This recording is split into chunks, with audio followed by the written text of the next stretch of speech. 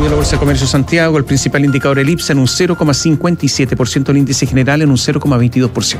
Al alza quedó también la Bolsa de Nueva York en Wall Street. El Dow Jones subió un 2,66% y el Nasdaq un 2,27%. Fuerte caída del dólar. Ayer bajó 21 pesos con 20 centavos. Se cotizó comprador en 948 pesos con 30, vendedor 948 pesos con 60. El euro está en 936 pesos con 14 centavos. Unidad de fomento para hoy, 34.312 pesos con 76 centavos. Ayer el precio del cobre bajó un 1,61% en su cotización en la Bolsa de Metales de Londres, quedó en $3.41 la libra. A esta hora sigue bajando, está en $3.36. El petróleo Brent, que sirve de referencia para Chile, subió un 0,97% ayer en Londres. Se cotizó cerró en $88.86. En estos instantes está subiendo, está en $89.83. El WTI ayer aumentó un 1,10%, cerró en $84.38. Ahora está en $82.83 el barril.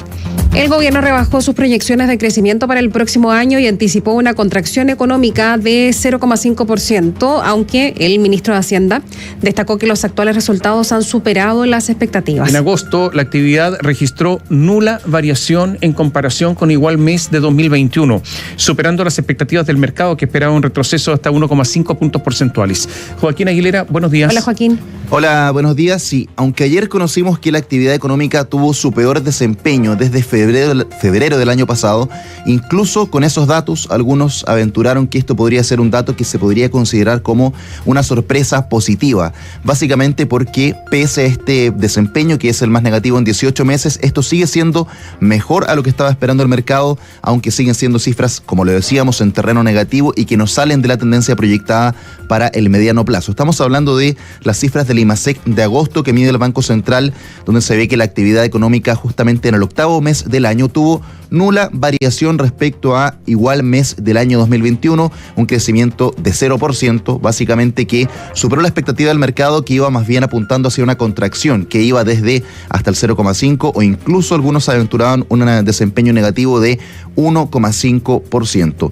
En todo caso, hay que decir que esos números rojos, esa proyección, sí se reflejó, por ejemplo, en los datos de la industria, que se contrajeron un 3,3%, la minería también perdió bastante fuerza con una caída de 7,5%, y sobre todo el comercio, que en la comparación con el año pasado sigue cayendo cada vez con mayor velocidad, y en este caso lo hizo con un retroceso del 10,5%.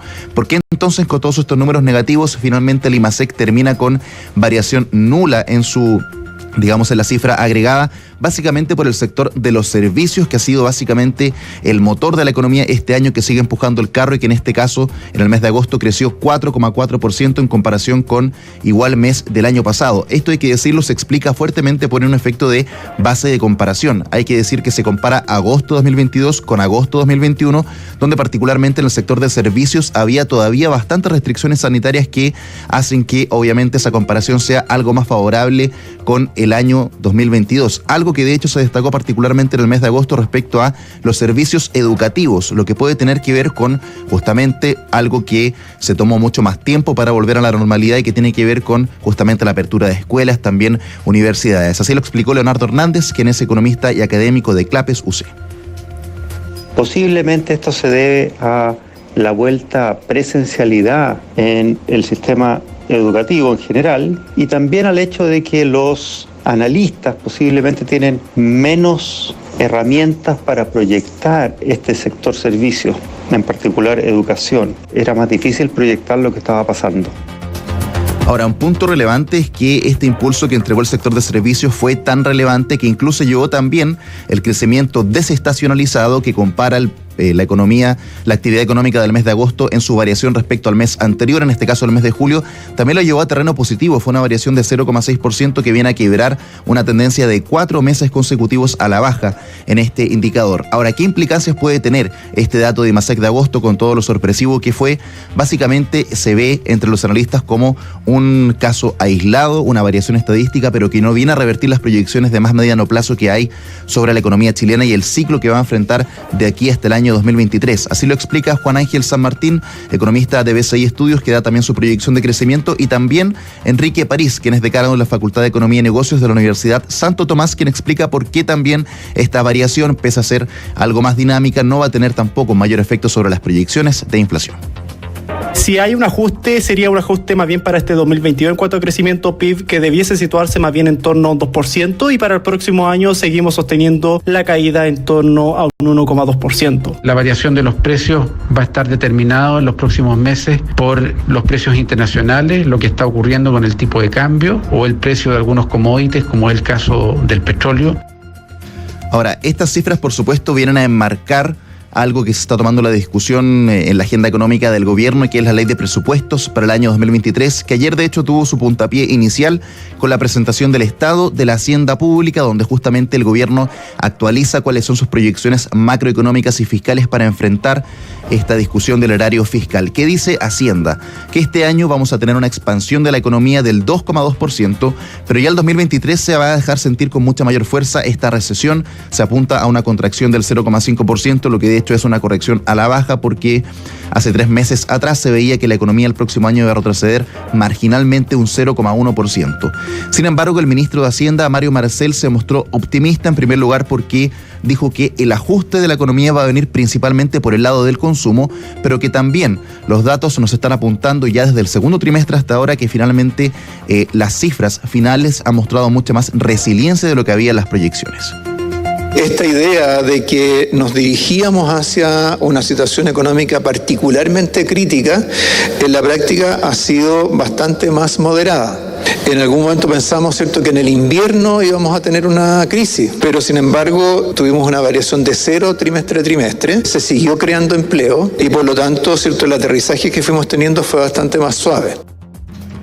Un aterrizaje suave, que es lo que se espera pueda lograr o amortiguar en cierta medida también este presupuesto 2023, que tiene un foco importante en reactivación. Ya hemos dicho, el gasto se expande 4,2% y particularmente en inversión pública lo hace en 5,5%, donde con esa medida principalmente se pretende crear 150.000 empleos, pero básicamente es lo que genera también mayores dudas por parte de la Comisión Mixta de Presupuestos, que ayer escuchó esta exposición por parte del ministro de Hacienda. ¿Cuál es la interrogante? Básicamente, ¿cuánto de ese aumento del 5,5% en inversión pública se va a poder ejecutar? Algo respecto a lo cual el senador de la UDI, presidente de esta comisión, Juan Antonio Coloma, cree que tiene que haber mucha mayor claridad de lo que ha habido hasta ahora. Hay que ver cuáles son los proyectos ejecutables, porque que han pasado por los trámites burocráticos, que tienen los permisos, que tienen licitaciones con valores posibles de lograr. Es un tremendo trabajo, no nos perdamos. No basta decir va a subir la inversión, queremos ver dónde, qué hospital se va a construir, qué camino se va a concesionar, qué establecimiento se va a mejorar.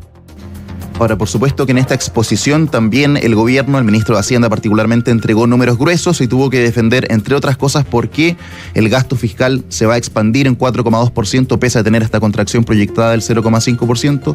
Dijo que básicamente eso se va a lograr por el esfuerzo, el ajuste fiscal que se ha hecho este año, donde se va a lograr un superávit fiscal del 1,6%, una cifra que dijo no se veía desde el año 2007 en nuestro país. Hay varias cosas, yo diría. Lo primero es que el crecimiento o el nulo crecimiento de este mes, yo creo que es por razones puntuales. O sea, aumento de los servicios educacionales, obviamente puntual por el término ya casi definitivo de la pandemia, pero no es tendencial. Para nada.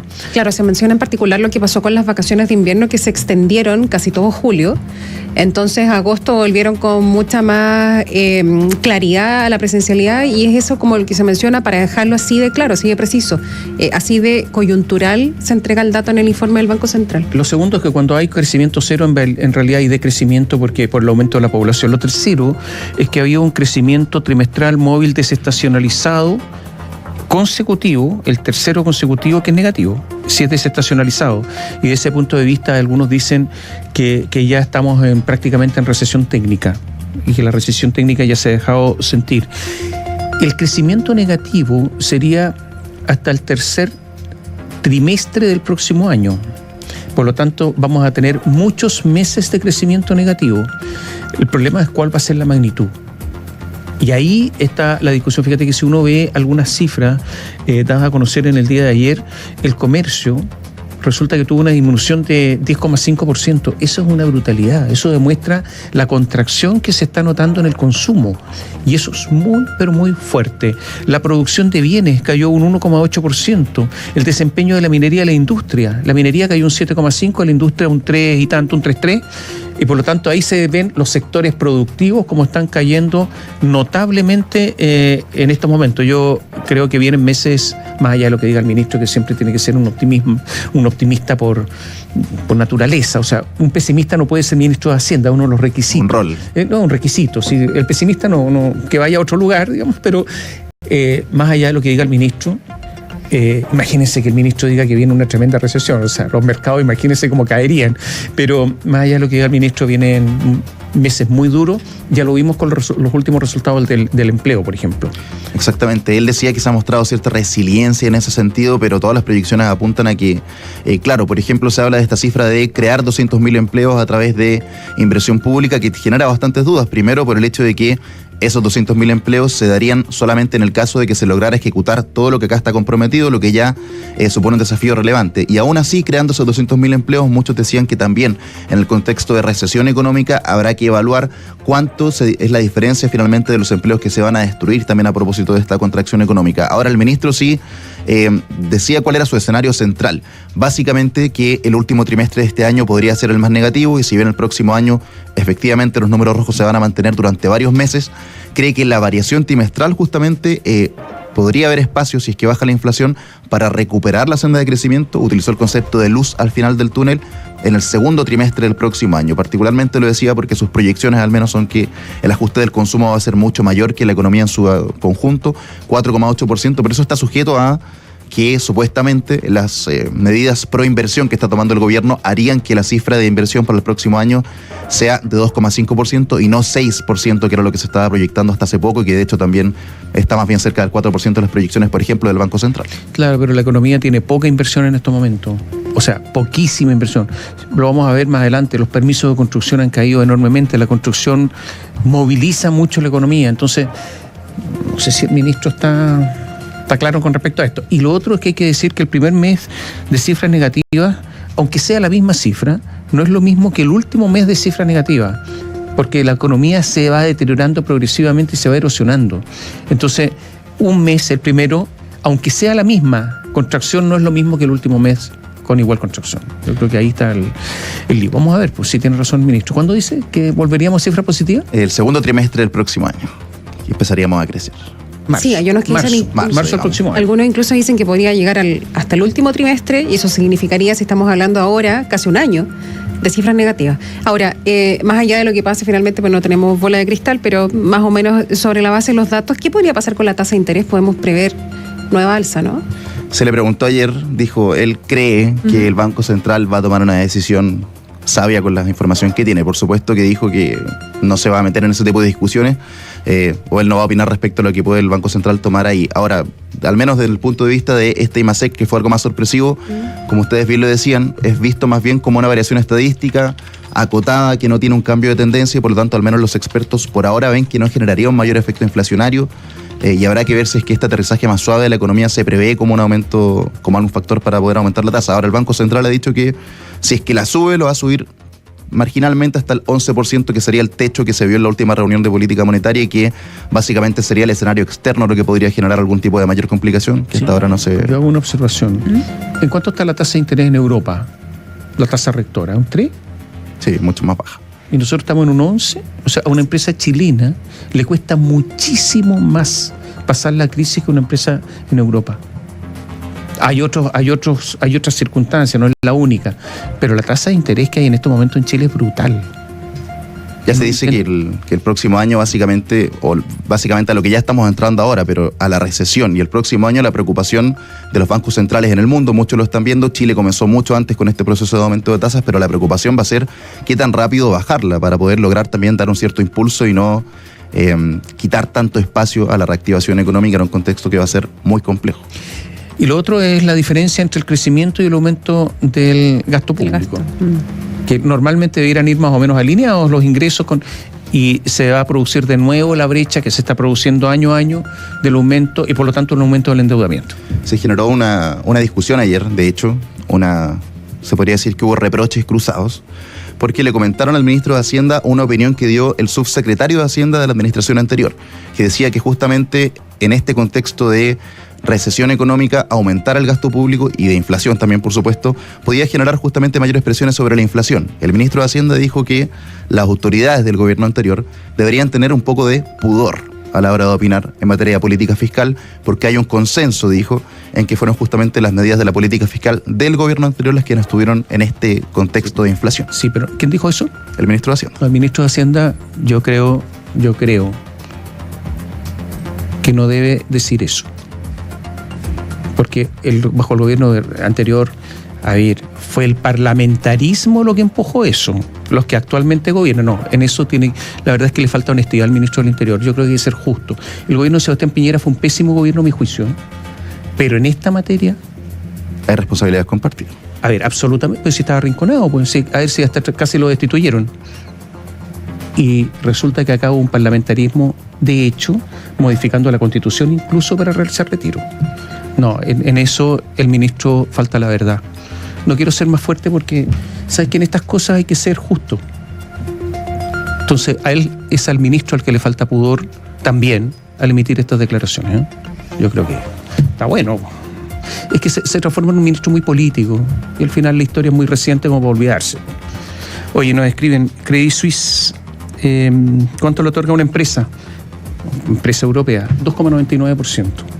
Nosotros la tasa de interés anual, la tasa de interés rectora está en 2 dígitos. Brutal. Así se puede poco. Así es. Digo yo. Ya, pero todo sea para combatir la inflación, dicen. El ajuste necesario. Gracias. También, buenos días. Gracias, Joaquín. Oye, hablemos del presupuesto. Ayer el Congreso Nacional liberó, ayer en la tarde, el contenido del proyecto de ley de presupuesto 2023. Y en este se da cuenta de que el erario de la nación crecerá 4,2% el próximo año y por este llegará a un total de, este es el presupuesto nacional, 81.590 millones de dólares. Y está lo que estábamos comentando, se dio a conocer el monto por el cual el presidente de la República podrá emitir deuda durante el próximo año. De acuerdo con el artículo 3 de este proyecto de ley, se autoriza al presidente para contraer obligaciones en el país o en el exterior, en moneda nacional o en monedas extranjeras, hasta por la cantidad de 15.000 millones de dólares por concepto de endeudamiento. Y además se autoriza un monto de 2.000 millones de dólares, sumando en total 17.000 millones de la divisa. Para los fines de este artículo se podrá emitir y colocar bonos y otros documentos en moneda nacional o extranjera, los cuales podrán llevar impresa la firma del Tesorero General de la República, dice el proyecto de ley de presupuesto. Además, durante el próximo año el presidente podrá otorgar la garantía del Estado de los créditos que contraigan o a los bonos que emitan las empresas del sector público y universidades estatales, hasta por la cantidad de 500 millones de dólares, o su equivalente en otras monedas extranjeras o en moneda nacional. En la presentación del Estado de la Hacienda Pública, el ministro Mario Marcel explicó que se pasará de un déficit cíclicamente ajustado de 10,7% del PIB en 2021 a un superávit de 0,9% en 2022, lo que constituye una consolidación fiscal más profunda en comparación con un amplio espectro de países, lo que unido a la trayectoria prevista para la política fiscal para los siguientes años de este mandato, llevaría a que a fines, dice de nuestro gobierno, la deuda pública se estabilice en aproximadamente un 41% por debajo del nivel prudente de 45%. El proyecto de ley de presupuestos presentado ayer también establece los cambios que podrán hacer las reparticiones estatales en cuanto a su dotación. Según el artículo 15 de esta iniciativa, se fija para 2023 en 6.500 el número máximo de personas que podrán modificar su calidad jurídica de honorario a contrata, asimilándose al grado de la planta legal del estamento que le corresponda y cuya remuneración líquida mensualizada le permita mantener su honorario líquido mensual. Y tal como lo adelantó el presidente Gabriel Boric la semana pasada, una parte importante del presupuesto tendrá como foco la seguridad pública, social y la recuperación económica. El contenido del proyecto de ley dice que a través del Ministerio del Interior y Seguridad Pública se destinarán más de 38.329 millones de pesos para el Plan Nacional contra el Crimen Organizado, orientado a desarrollar y fortalecer las capacidades operativas de las instituciones que participan en su prevención, control y persecución, entre las que se incluye Carabineros de Chile, Policía de Investigaciones y la Unidad de Análisis Financiero y Aduanas. Y también que para reforzar el impulso a la inversión se crea con esta ley el Fondo de Infraestructura para el Desarrollo en el Ministerio de Obras Públicas con recursos por 1,6 billones destinados a reforzar el impulso a la inversión en capital, incluyendo una modalidad flexible de rápida ejecución. Y a su vez se consideran recursos para la materialización de los Juegos Panamericanos y Parapanamericanos dentro del presupuesto del Ministerio del Deporte, destacando la ejecución del Parque Estadio Nacional y los centros de entrenamiento paralímpico. Este proyecto también señala que para enfrentar el déficit habitacional, el desafío es completar 260.000 soluciones habitacionales hacia 2025, para lo que se contemplan mayores recursos destinados al plan de emergencia habitacional del Ministerio de Vivienda y Urbanismo. Lo cierto es que para el presupuesto 2023 el déficit estructural es de 2,1%. Hablemos del TPP-11. Exactamente, hablemos acerca de este tratado. Esta tarde va a volver a debatirse en la sala del Senado, aunque la votación ya quedó pendiente. Se sabe que va a ser para el próximo martes, que casualmente va a ser 11. Y la única incertidumbre que persiste es el tiempo que se va a tomar el gobierno para eventualmente promulgar el acuerdo, si es que este es despachado finalmente ese día por el Congreso. La ministra vocera Camila Vallejo insistió en que el plazo será marcado por las metas de las negociaciones, pero desde la oposición pidieron al Ejecutivo no dilatar el último paso para que Chile se incorpore al tratado comercial. Gonzalo Holguín, muy buenos días. Hola, Gonzalo. Muy buenos días, Katy, Tomás. Sí, como segundo punto de tabla esta jornada en la sala del Senado quedó fijado el cierre del debate de la Cámara Alta sobre el acuerdo transpacífico conocido como TPP-11, tras el acuerdo unánime de los comités parlamentarios del Senado. Los senadores de Apruebo Dignidad mantuvieron alguna expectativa de que la Democracia Cristiana o Chile Vamos cambiaran su posición sobre los tiempos del trámite, pero finalmente fue la propia Falange que propuso un itinerario de aquí al martes 11 de octubre. Se espera que tanto la canciller Antonio Urrejola como el subsecretario de Relaciones Económicas Internacionales José Miguel Ahumada salgan esta semana del país precisamente con el objetivo de asistir a la comisión ministerial del TPP-11 en Singapur.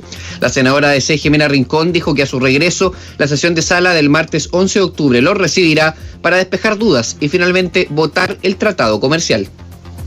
El acuerdo unánime es que se haga la discusión este martes y se vote el próximo martes. Y así se va a poder escuchar a la canciller y al subsecretario, que no están esta semana, y podrán responder las dudas y preguntas que hay sobre esta materia, sobre todo por todas las fake news que circulan de uno u otro lado respecto a este acuerdo.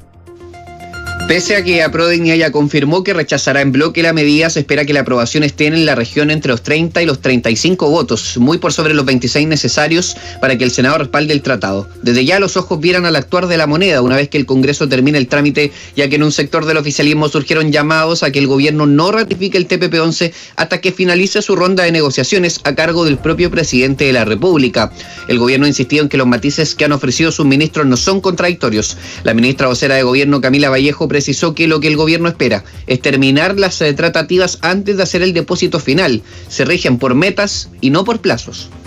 Despejar el problema de los mecanismos de resolución de controversia en tribunales ad hoc para evitar que se genere un perjuicio a los intereses nacionales. Y por cierto que esperamos esos acuerdos laterales entre países estén resueltos antes de la notificación a los depositarios, ¿cierto? Cumplir metas más que plazos en ese sentido. Desde que surgieron los rumores de un posible retiro del tratado, que fueron descartados en horas, y pasando por las dudas sobre el actuar del Ejecutivo, que en Chile Vamos han planteado que el gobierno debe respetar la voluntad del Senado y finalizar el trámite lo antes posible. El senador de Renovación Nacional, Rodrigo Galilea, planteó que los dichos de la ministra son, a lo menos, complejos. Galilea es de la posición de que el tratado contiene instancias de resolución de controversias que ya están probadas, y si ese es el único pero del gobierno, se debe ratificar cuanto antes. Ha señalado que esta aprobación del Senado no implica necesariamente ir a la ratificación, que el gobierno se ha puesto algunas metas de negociación y no plazos. Yo creo que esa es una declaración por lo menos compleja. Hasta lo que sabemos que el gobierno solo tiene algunas aprensiones respecto de cómo resolver controversias. El gobierno debiera ratificar cuanto antes. El senador de Revolución Democrática y presidente de la colectividad, Juan Ignacio Latorre, insistió en que votarán contra este tratado y desestimó la idea de que el gobierno tenga alguna responsabilidad en unificar a las coaliciones oficialistas. Sí comentó los dichos del presidente Gabriel Boric de la semana pasada cuando planteó que fue un error no comenzar antes el debate del TPP-11. Para el Frente Amplista, el antecedente del rechazo mayoritario que ocurrió en el periodo legislativo anterior era piso suficiente para haber dado ese debate. reconocía que era un error no haber adelantado la discusión interna en la coalición, no el postergar la votación. Veníamos de un periodo anterior donde las propias filas oficialistas habían votado en contra. Era previsible que este tratado generara controversia y era importante poder adelantar la discusión. Es en lo que estamos, que el Senado define ponerlo en tabla sin que el gobierno le ponga urgencia. El senador UDI e integrante de la Comisión de Relaciones Exteriores, Iván Moreira, dice que la decisión del comité imperó el sentido común y que los dichos de Boric son una prueba de ello. Para el gremialismo hay un convencimiento total y sin aprensiones de que este acuerdo comercial será beneficioso para el país y tal como lo adelantaron desde ese sector, no había nada que nadie pudiera hacer para evitar la votación en sala. Las palabras del presidente Boric, que es un error seguir dilatando, se hacía necesario el sentido común, que este tratado que le abre un mercado de 500.000 habitantes en 11 países están interesados en comercializar con Chile, vamos a dar un paso adelante.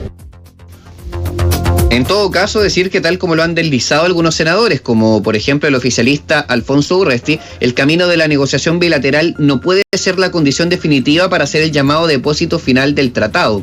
Y la razón ya tiene declaraciones como respaldo. El ministro de Relaciones Exteriores asistente a Australia, Tim Watts, ya confirmó que recibió la propuesta de Chile, pero fue categórico. Dijo que los procesos del tratado son bastante extensos y que están considerando el requerimiento. Cualquier respuesta que demos puede que tome algunos meses para implementarse. Recibimos la carta y estamos considerando una respuesta. Katy, Tomás. Y mira, preguntas rápidas, a ver, rápidamente. ¿Desde cuándo que el gobierno acotó que todo el problema del TPP-11 es el tema de la solución de controversia? Porque yo diría que desde que se reactivó la tramitación de manera fuerte, que sería después del plebiscito de salida, aunque es una inquietud hace mucho tiempo. ¿Y por qué cambió de opinión y redujo solo sus críticas a la solución de controversia, que es un mecanismo más bien de procedimental, ¿no es cierto? Y no a los contenidos de fondo sustantivos del tratado. ¿Desde cuándo? ¿Por qué cambió de idea? Claro, porque la impresión que existe en el oficialismo es que ese no es el único problema, eso es cierto, que hay muchas otras aprensiones y tenía la expectativa de que estas negociaciones eso también se notase. Pero si uno pudiese marcar un momento en donde aparece ese como el único y principal problema que tenía el Ejecutivo, tendría que ser sin duda la semana en donde el Comité Legislativo del Senado, días después del plebiscito y del plebiscito de salida, del triunfo del rechazo, demarca el itinerario en donde eventualmente se iba a votar en 2 a 3 semanas más. Ahí aparece el argumento de que solo el capítulo 9, que por lo demás hay que decir no está activado, está suspendido en su efecto en este momento, era el que causaba más controversia. Entonces te hago otra pregunta. Y el cambio de gabinete también, aprovecho de instalar también, porque esto es agenda de socialismo democrático, claro. Pero si no cambiaron de idea, en el fondo la redujeron a esto, pero no han cambiado de idea con respecto a las críticas que hay al fondo del tratado. Entonces uno podría llegar a cierta hipótesis de que todo esto de las side letters, cartas laterales, es simplemente una opción para dilatar que el tratado sea promulgado. Si eso es así, es que se está utilizando gobiernos extranjeros que son parte del tratado para política interna chilena y así dilatar el asunto internamente. ¿Se podría llegar a esa conclusión? Lo que sería terrible, utilizar a otros gobiernos para un tema de política interna. ¿O no? Sí, esa es una conjetura que involucra, por ejemplo, el reconocimiento, y eso también hay que señalarlo, de que efectivamente hay un sector del gobierno, en el Congreso al menos siente que está liderado por el ministro de Hacienda, Mario Marcel, se le suma Ana Lidia Uriarte y Carolina Toá en este segundo tiempo del Ejecutivo, que son los que más impulsan esta idea del TPP-11, el sector que de alguna manera viene desde el Parlamento, el sector que da forma al momento inicial del Ejecutivo, son quienes fueron más críticos. De hecho, el presidente Gabriel Boric votó en contra en su momento, lo hizo también la diputada Camila Vallejo. Son otros que integran el Ejecutivo los que consideran que la mejor idea y lo más necesario era este tratado. Ahora el gobierno y Gabriel Boric mismo aparece respaldándolo y negociando su... Pero lo cierto es que es una suerte de medida para atenuar el impacto negativo que ellos todavía creen en parte va a tener, porque no lo consideran para nada un tratado comercial perfecto. Gracias, Gonzalo. Buenos días. Chao, Gonzalo, hasta pronto. Ya mencionábamos en parte de nuestra discusión en materia económica respecto a lo que sucede con los permisos de edificación. El sector inmobiliario está tramitando menos proyectos habitacionales en las direcciones de obras municipales ante la incertidumbre económica, la caída en la demanda de viviendas por la inflación y las restricciones crediticias. Esos factores explican en parte la fuerte disminución en los permisos de edificación aprobados este año, pero también se debe a lo que llaman demoras extraordinarias en las tramitaciones de las iniciativas en esas entidades, dicen en este rubro. Según cifra del Instituto Nacional de Estadísticas, en agosto pasado, la superficie autorizada para obras de viviendas nuevas cayó un 43,8% anual a 672.200 metros cuadrados. Ese retroceso en 12 meses fue el más fuerte para un octavo mes desde el antiguo año 2002. En los 8 primeros meses de 2022, en tanto, la superficie aprobada para viviendas llegó a 5,17 millones de metros cuadrados. Eso es una baja de 33,5% anual. Ese volumen fue el más débil desde el año 2010 para el mismo lapso. En la fecha, las secuelas de la crisis financiera global y del terremoto en Chile mermaron las tramitaciones de permisos. La cantidad de viviendas autorizadas este año totaliza 62.595 unidades, un descenso del 36,1% si se compara con lo ocurrido en el octavo mes de 2021. En el diario El Mercurio opina Vicente Domínguez, que es director ejecutivo de la Asociación de Desarrolladores Inmobiliarios. Él dice que son varios los factores que están influyendo en la disminución de los permisos de edificación. Desde luego, una baja importante en las ventas, cercana al 50%, influidas por varios factores, tales como aumento de la inflación, restricción crediticia, demoras extraordinarias en procesos aprobatorios de los permisos, inseguridad en la ocupación en el trabajo, las rentas personales y tributarias, entre las más relevantes, sostuvo. Yves Besançon, post-presidente de la Asociación de Oficinas de Arquitectos, comenzó que además del factor político y el encarecimiento del crédito para compradores y empresas que afecta al sector, las perspectivas de reducir los beneficios del DFL2 que se proponen en la reforma tributaria son muy negativas para la construcción de nuevas viviendas, lo que también es un freno a nuevos proyectos. Hay otra situación que está frenando la tramitación de proyectos y es la anulación de permisos de proyectos que se determinan como emblemáticos. El alza también de los costos de los materiales y de terrenos, eso lo dice Mónica Álvarez de Oro, que es past president también de la Asociación de Oficinas de Arquitectos. Y Javier Barleta, que es gerente de estudios de geomarketing y territoriales en GFK, explicó que las inmobiliarias han comprado menos terrenos por la incertidumbre política y económica de este año, lo que se refleja en menos permisos tramitados. Pero en la industria también afirmaron que la caída en las obras aprobadas se debe a trabas en los trámites. Las tramitaciones de permisos se han vuelto muy complejas porque ya no solo intervienen las direcciones de obras, sino que se han sumado otros aspectos como los ambientales, el tránsito y otros, además de nuevas normas como la ley de aportes al espacio público que hacen muchas veces inviables los proyectos, dice Yves Besançon. Y veamos qué está pasando con el Cyber Monday. Ventas, ¿qué ha ocurrido? Recordemos que está comenzando. Al inicio de este nuevo evento no logró levantar el ánimo en las ventas del comercio. El lunes 3 de octubre a las 0 horas partió la versión de este año de la campaña online organizada por la Cámara de Comercio de Santiago, registrando cifras de comercialización que no lograron superar a las de 2021 durante su primera hora de transacciones. Según informó este gremio, las ventas del Cyber Monday alcanzaron un monto de $11 millones durante la primera hora de operaciones, con cerca de 100.000 transacciones. Hay un promedio de 1.600 transacciones por minuto durante ese lapso. No obstante, la cifra reflejó una baja en relación a 2021, cuando se alcanzaron ventas por $11,6 millones en los primeros 60 minutos del evento. Desde la Cámara de Comercio de Santiago destacaron que la edición de este año, en la que participan 799 sitios, se da en un contexto de contracción del consumo y de alta inflación, lo que impone un exigente desafío a las empresas que han debido enfrentar inusuales alzas de costo durante el último año.